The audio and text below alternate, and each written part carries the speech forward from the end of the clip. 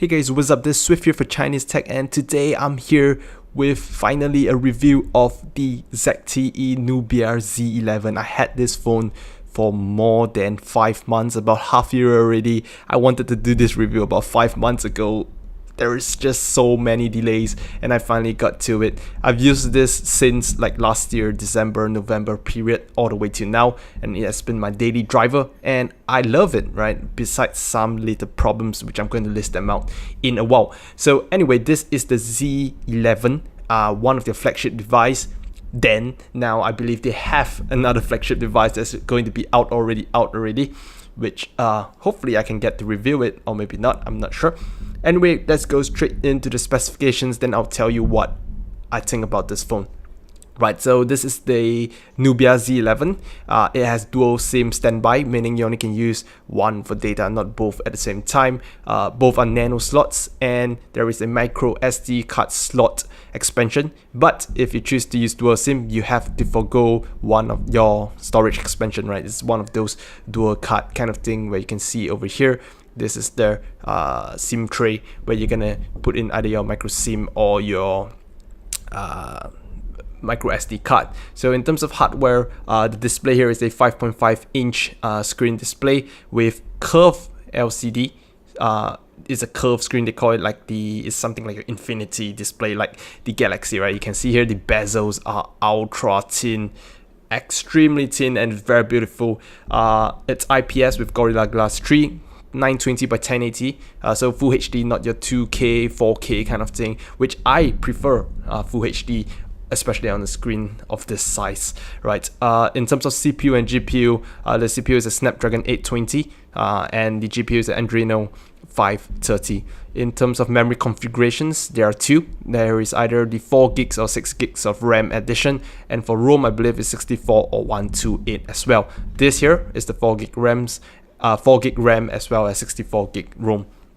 Right, in terms of camera specifications here, the front facing camera is a 8 megapixel one, and the back one is a 16 megapixel one, which can take video up to 4K resolution at 30 frames per second. Right, the OS that's running, which I'll go through very briefly later, is the Nubia UI, and you can see here that it supports Type-C charging, right? And one more thing that I want to show you before we go, here's a headphone jack.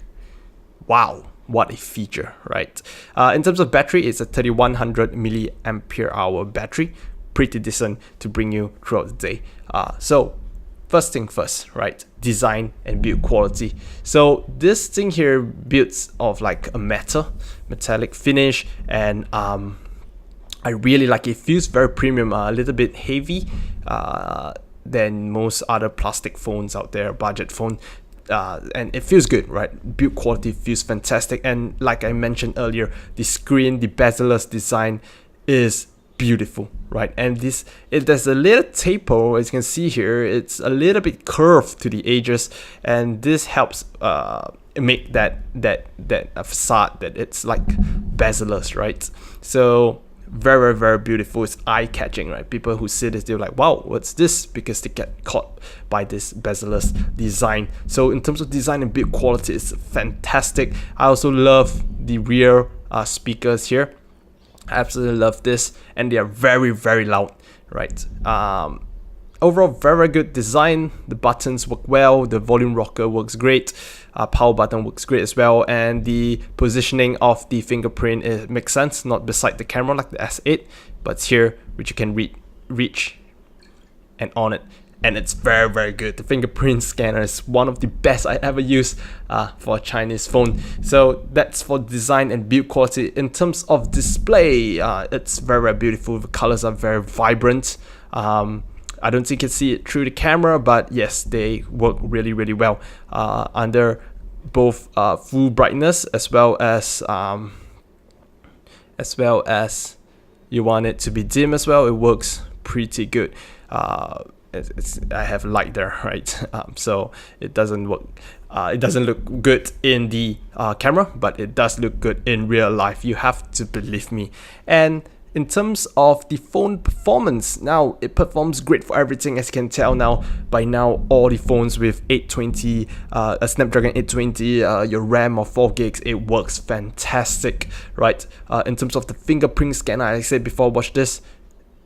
And it turns on very accurate. I find it very accurate. Obviously, if your finger is wet or something like that, then obviously it doesn't work. But otherwise, it works like you do not have to press anything. So it works off the standby mode, and then it turns on. Very good fingerprint scanner. I love it that you don't have to press on. Like some phone, you have to on it first, and then you tap the fingerprint scanner to scan your fingers. That's the old technology. Now you can just tap on. There we go.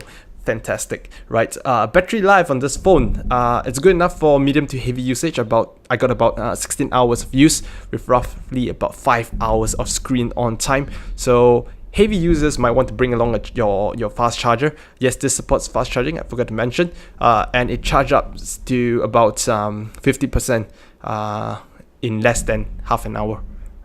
I mean less than an hour, right, to charge to 50%. So about 2.5 hours to fully charge the phone. Very fast, and you're good to go. Now let's go to the software, right? The Nubia UI, this is called the Nubia UI 4.0. It comes with a few like gimmicks kind of thing to make use, and I'm going to show you quickly one of the things that I really like, but I don't use too often, but it's one of the features that I use more often than not. Is, look at this, split screen. And it works great for a lot of applications, right? The screen size is small, I do understand, and especially if you're going to type something, when you click, the keyboard's going to fill up the whole page. But that's not the point, right? Sometimes you want to just copy and paste certain things very quickly. This will help you with that, right? So split screen is one of them. They also have this thing called the curve, the edge gestures, which I can show you now. So you can swipe up and down from the edge to actually, look at that, switch the screen. You can see here. So I'm switching back to the settings. I can switch to my Instagram and so on and so forth. So that's very cool. But one problem with that is that I often find myself accidentally pressing it. As you can see here, it triggers the the gesture thing when I don't want it. So that's one of the problems with it. There are other things as well in the UI, such as you can use the edges to adjust your volumes, so on and so forth. So it's pretty cool. I would say that's pretty cool. But more often than not, you won't be using it. At least I don't find it using but the only thing that I use is the split screen mode. And one thing that's really cool here, you can watch this. So if you hold down the fingerprint sensor, you can see here, this is actually like a super screenshot mode. And one thing that I find it very useful for is that I take a screenshot usually when you're messaging a friend or something like that. You can actually share it to things like your Telegram, WhatsApp, and so forth, and you don't have to actually save the image, and you won't have all your screenshots there. This will work without you saving it, and you just paste the image into your favorite messaging app, and it will work perfectly fine. Very cool. Absolutely love it, right? That's one thing. And then they had also some things such as long screenshots, screen recording, things like that, which normally people don't use, but for a reviewer like me, or this one I use a lot, right? NFC day-to-day, people probably gonna use it every time. But other things would be good for reviewers where they want to maybe record a screen recording of their app and so on and so forth, right? So that's one of the main things that are really cool about the Nubia UI. Overall, it looks pretty decent, the UI, and yeah, it's pretty good. So let's now go into gaming performance. I don't have many games now. I just reset the phone recently, which I'll tell you why in a while. Gaming performance, it works fantastic well, right? Play all kinds of games on it, works great. You would expect that from Adreno 320 GPU, 530 GPU, and a Snapdragon 820 processor, right? Works fantastic well. Why I reset the phone? Maybe you know. The problem with this phone is that, well, the international ROMs actually accept Google. It comes with Play Store installed and things like that. It doesn't exactly work properly in terms of your other Google services. if you want to, for example, one main thing that I wanted to download and install on my phone is Google Keep, but it doesn't work. Google Keep doesn't sync on this phone. You cannot add it. I have no idea why. That's a big problem, but thankfully there are custom ROMs out there that you can install, which I'll be doing soon, right? So yeah, that's one of the big problems. If you're a huge Google user, right, you have invested a lot of time and a lot of your accounts are in the Google ecosystem, a lot of the different apps might not work. Some, the main ones such as Gmail, calendars, things like that work perfectly fine, but otherwise, do be careful with this phone, right? So now for camera wise, you can take a look at the written review for the links to the pictures unedited, but this camera is good, right? It's pretty good, especially for a Chinese phone, one of the best Chinese phone camera that I've ever used, right? And you expect it for a price like this. Video quality works great as well, and yeah, that's all I have to say.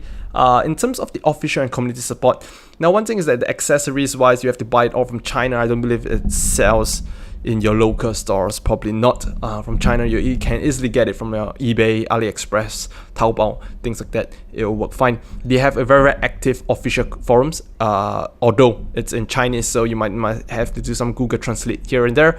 Otherwise, XDA forums do have a thread on this particular device that is okay, and it has some tips and tricks there. In terms of custom ROMs, I actually do see some that out there. For example, one of the main ones that I wanna flash on this is the Moki open source project kind of thing, which I will do soon.